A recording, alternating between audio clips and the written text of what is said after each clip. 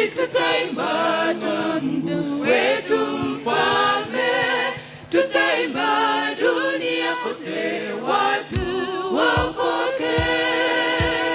Neno lake takatifu, neno lake ni la ukweli, tutazidi kumsifu Mungu wetu ni mwaminifu. Wimbo mpya kweli tutaimba kwa Mungu wetu mfalme, tutaimba dunia kote watu waokoke. Neno lake takatifu, neno lake ni la ukweli, tutazidi kumsifu Mungu wetu ni mwaminifu. Piga panda tukiimba wimbo huu, cheza kinubi, kweli Mungu ametenda mema, ametenda mambo ya ajabu. Tumshukuru kwa shangwe kubwa. Piga panda tukiimba wimbo huu, cheza kinubi, kweli Mungu ametenda mema, ametenda mambo ya ajabu. Tumshukuru kwa shangwe kubwa.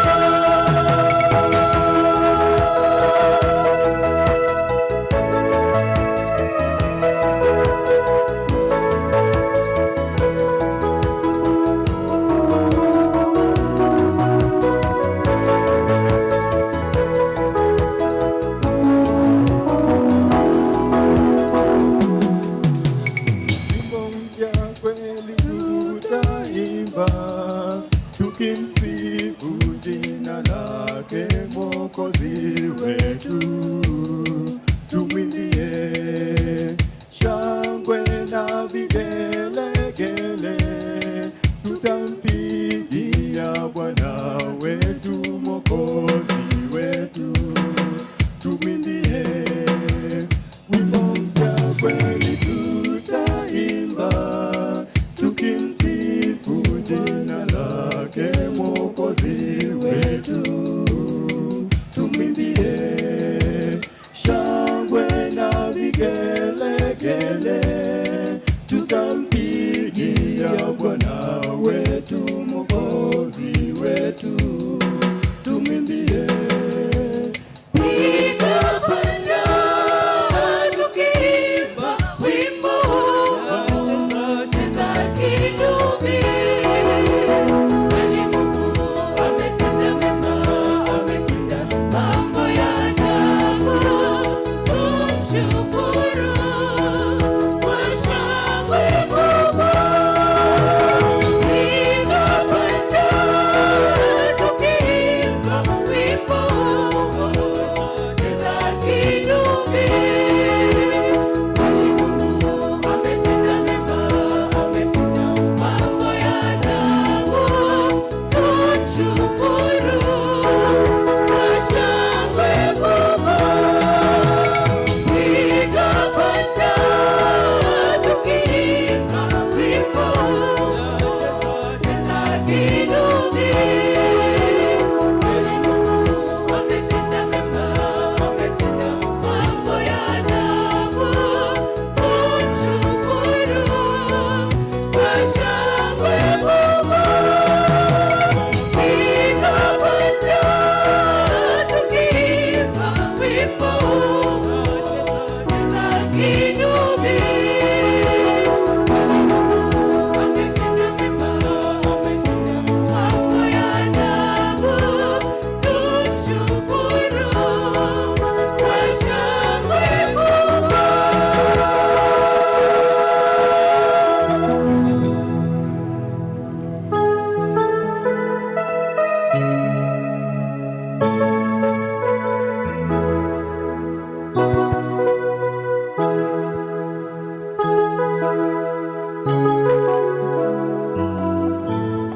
Hello. Happy Sabbath.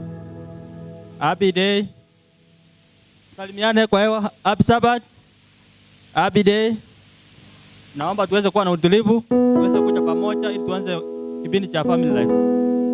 Naweza kuomba tusimame hapo tuweze kuomba. Tusimame sisi wote.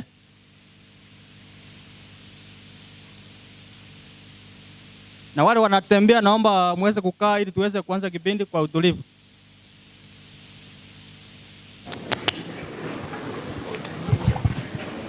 Tuamini tuombe. Mungu Baba, tunakuja miguuni pako tukiwa na wingi wa shukrani kwa maana umetulinda tangu mchana hata wakati huu wa jioni ambao tunapoenda kuanza kipindi cha family life. Uweze kutuongoza na Roho wako Mtakatifu ili aweze kutufunza jinsi tunapaswa kukaa na familia zetu katika maisha ambayo tunayokaa duniani. Kwa hiyo tunaomba ya kwamba utatuongoza na utatuelekeza jinsi upendavyo. Ndilo ombi katika jina la Yesu tunaomba na kuamini.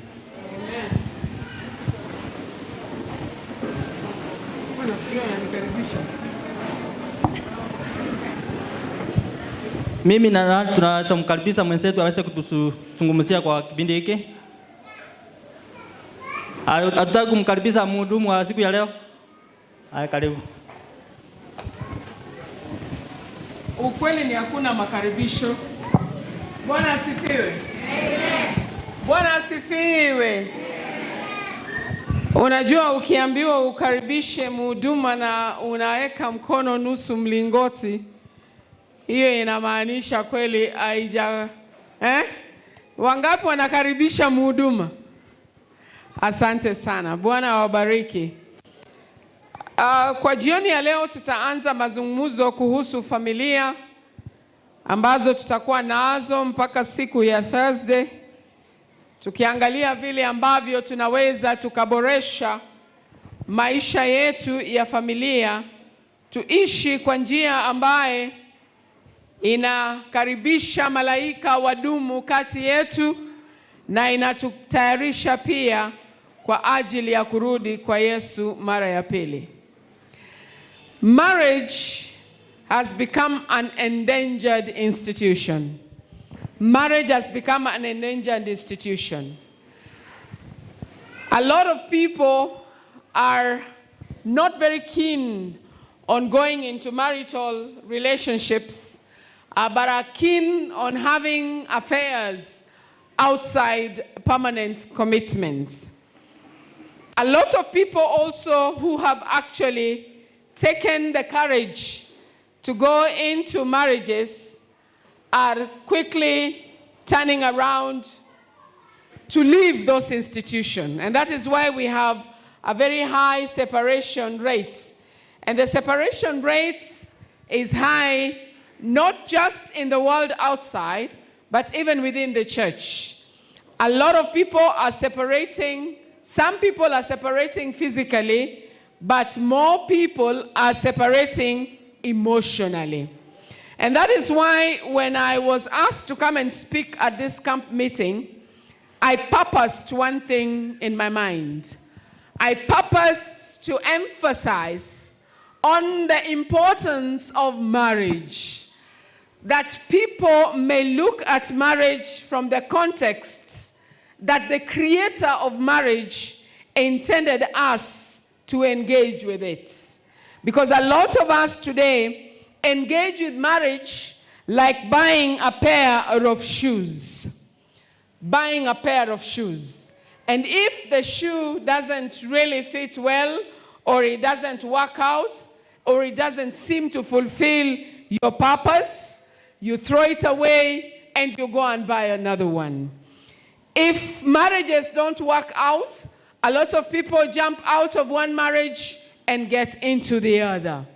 And that seems to be a phenomena that is gaining ground and is becoming more and more acceptable based on one word that I hear being spoken of many times.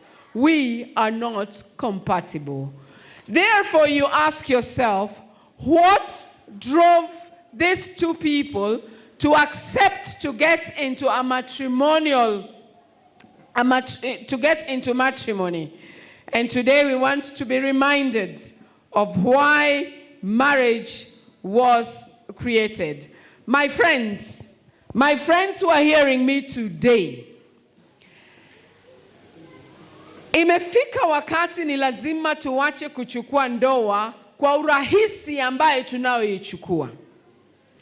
Imefika wakati ambapo tunahitajika kuelewa ndoa ni nini na ni kwa nini Mungu alileta watu wawili pamoja na akawaunganisha, na ana sababu gani kwa ajili ya ndoa.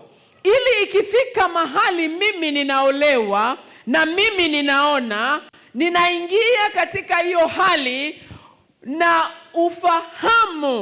ufahamu ya mapenzi ya Mungu kwa ajili ya hiyo ndoa na kwa ajili yangu, itatusaidia sote tusiweze kuishi ndoa kana kwamba ni choo, mahali unaingia na unamaliza haja zako na unatoka kana kwamba hakuna chochote umefanya.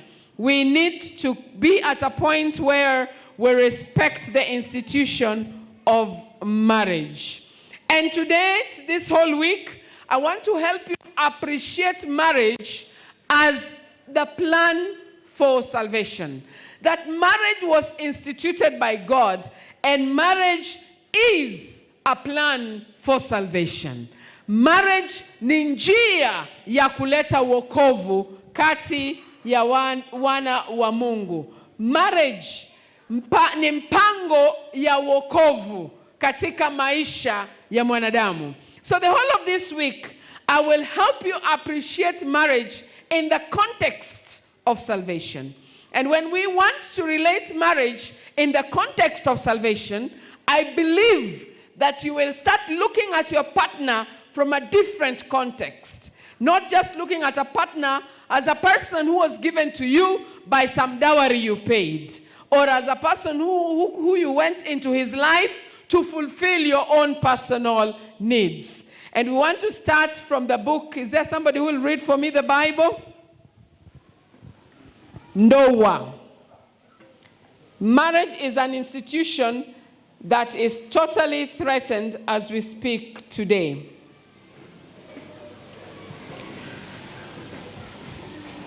Can somebody read for me Genesis?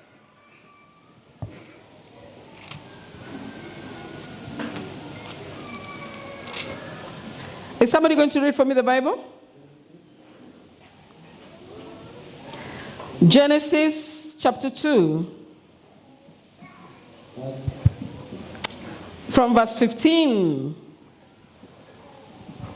And read it all the way to verse 23. Biblia inasema from verse 15. Yes. Pumzi ya Mungu inasema, Bwana Mungu akamtoa huyo mtu akamweka katika bustani la Edeni. Bwana Mungu akamtoa huyo mtu akamweka katika bustani la Edeni. Ailime na kuitunza. Bwana Mungu akamwagiza huyo mtu akisema. Bwana Mungu mwenyewe akatoa huyo mtu akamweka katika bustani la Edeni. Huyo mtu ni nani? Matunda ya kila mtu wa bustani waweza kula. Huyo mtu ni nani? Adamu. Huyo mtu ni nani? Ni Adamu. Huyo mtu ni nani? Ni mimi. Hello? Hello? Ni mimi. Hamunijibu jamani. Huyo mtu ni nani? Adamu. Adamu njoo. Bwana Mungu akamtoa Adamu. Tuache kumuita huyo mtu because wanaume pia hawataki kuitwa huyo. Akamtoa Adamu na akamweka wapi? Bustani. Katika bustani la Edeni. Hapa mahali ambapo, I hope your wife is here. I hope she is not uncomfortable if I touch you. Unajua kuna wanawake wanaweza kiguza hivi usiku huyo hatalala. Bana kwa na kuguza. Si umwambie umeolewa. Najua umeolewa. Wanawake tuna mambo. Bwana asifiwe. Amen. Huyu Adamu ambaye amepewa bustani la Edeni. Eve yuko hapa?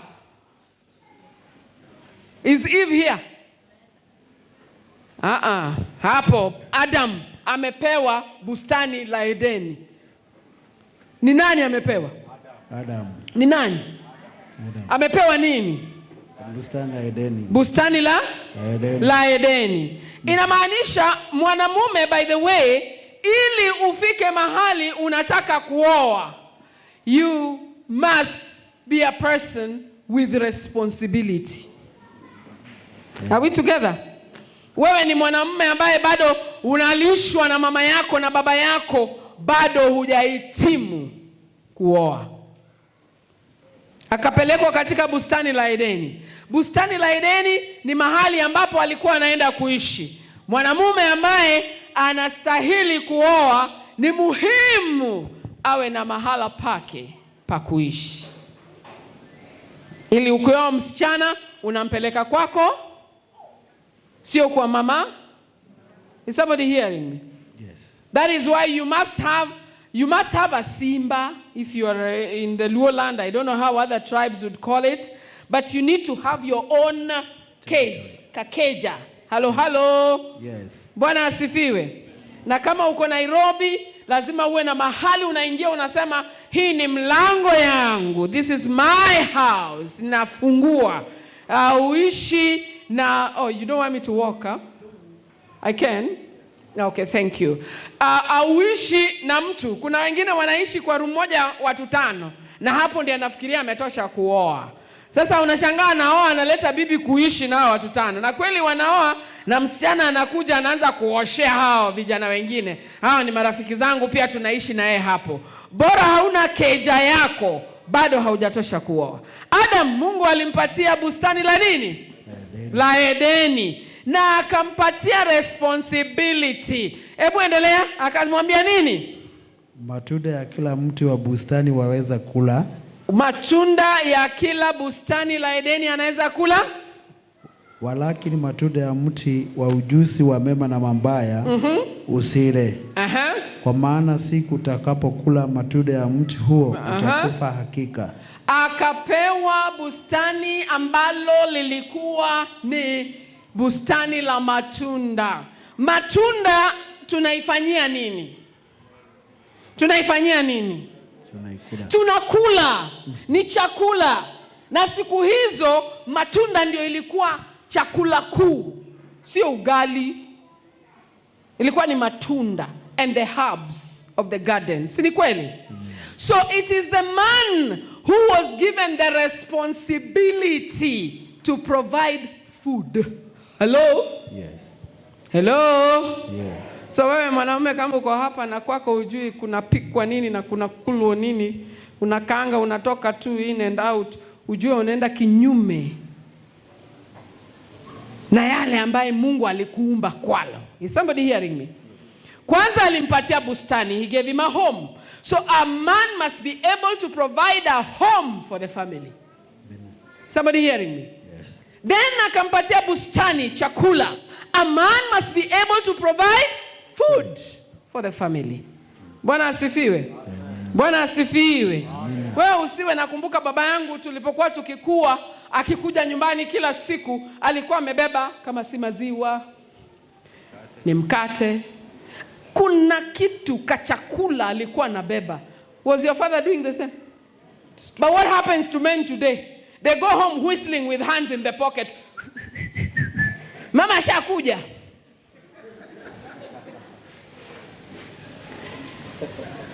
It is your responsibility as a man. If a man is next to you, tell the man next to you, it is your responsibility to provide food for your family. Oh, mwambie. Tell the man next to you, why aren't you being obedient?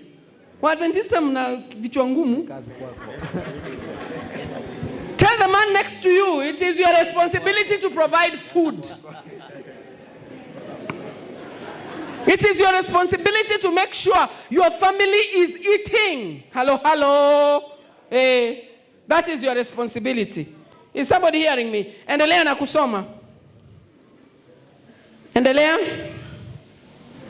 Fungu la 18 inasema Bwana Mungu akasema si wema huyu mtu awe peke yake. Baada ya kumpatia hayo yote, baada ya kumpatia boma na akampatia chakula chakulisha mwenzake, ndio sasa akasemaje? Si vyema kufanya nini? Awe peke yake. Awe nini?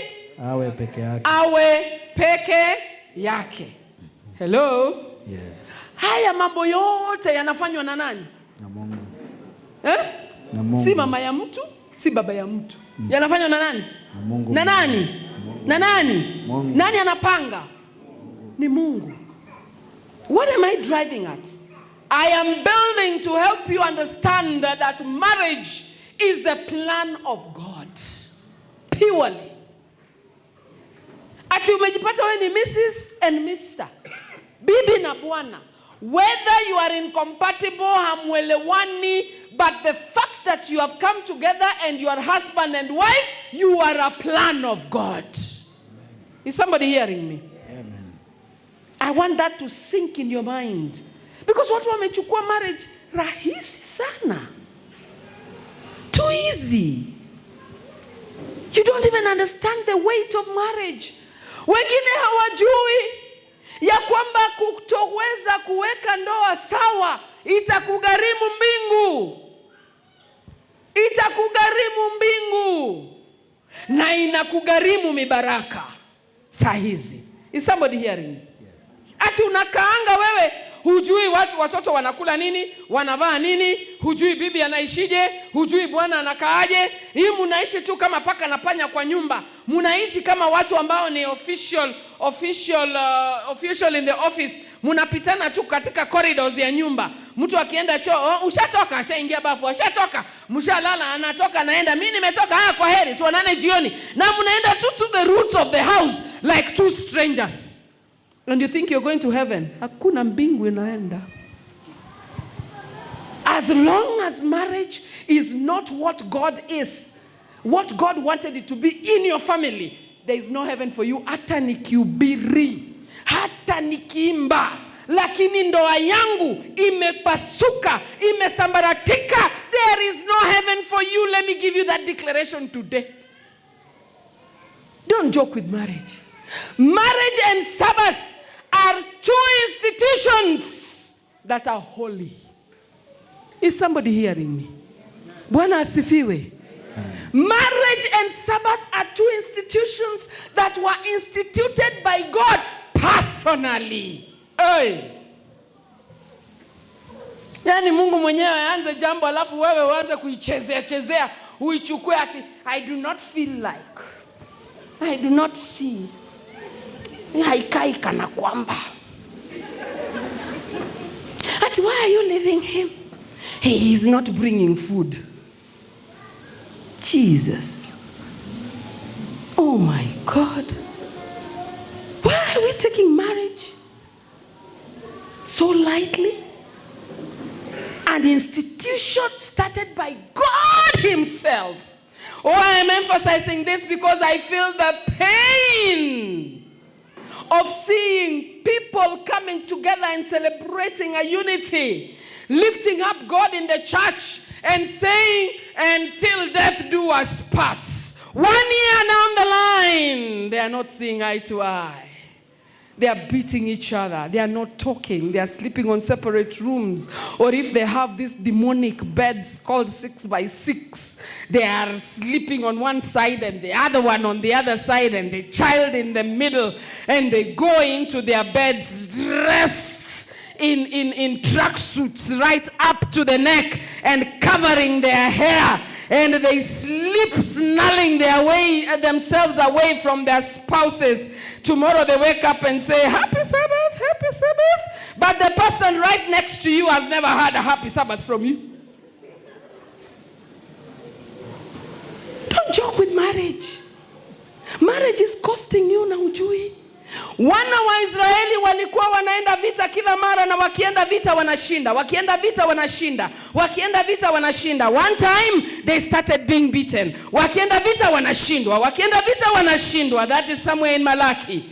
Wakienda vita wanashindwa. Wakamrudia wakauliza Mungu, ni kwa nini tunashindwa kwenye vita? Akawaambia, mnashindwa kwenye vita kwa sababu wengi wenu mumesahau wake wenu wa ujanani.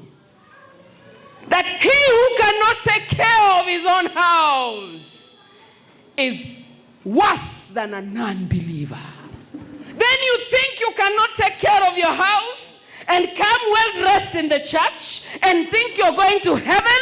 Going to heaven must start by you taking care of your house. Hivyo ndivyo ilivyo. Amina. Tuwache kuchukua ndoa kama jambo ambalo ninaingia nafanyiwa harusi kubwa na keki 7. By the way, the day cakes started having 7 gorofas and above, marriages started collapsing.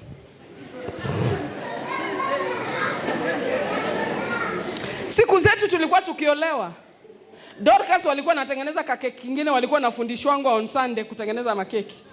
Na walikuwa natengeneza tu kakeki kamoja, kagorofa kamoja, kanaeka ka icing, hata it was not attractive. It was just an issue to bring people together. Nothing else. And then walikuwa wanaenda wananunua juice. Juice wanaweka kwa ndoo. Inawekwa kwa ndoo na glass mingi. Tuna celebrate. Tena tulikuwa tuna celebrate kweli kweli, na tunaenda nyumbani na hizo ndoa ziko mpaka leo. Lakini tangu keki ianze kuwa gorofa 7 na watu kuletwa kwa Prado.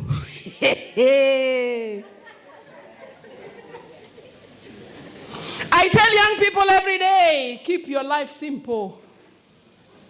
Me, by the way, first I normally say, if I was a youth today, nataka kufanya harusi, nitasema nataka kufanya harusi.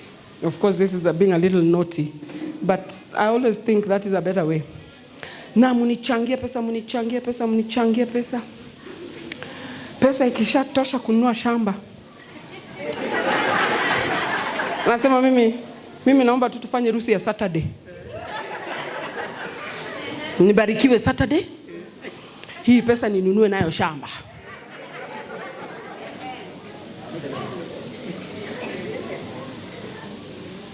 Yaani unafanyiwa harusi ya 500,000, 300, wewe mwenyewe hata kwa akaunti yako hujawahi kuwa na 10,000. Inakuja inakulwa yote hapa. Sijui mabaluni. Baada ya kumaliza baluni zinabofiwa. Piap. Pesa hiyo.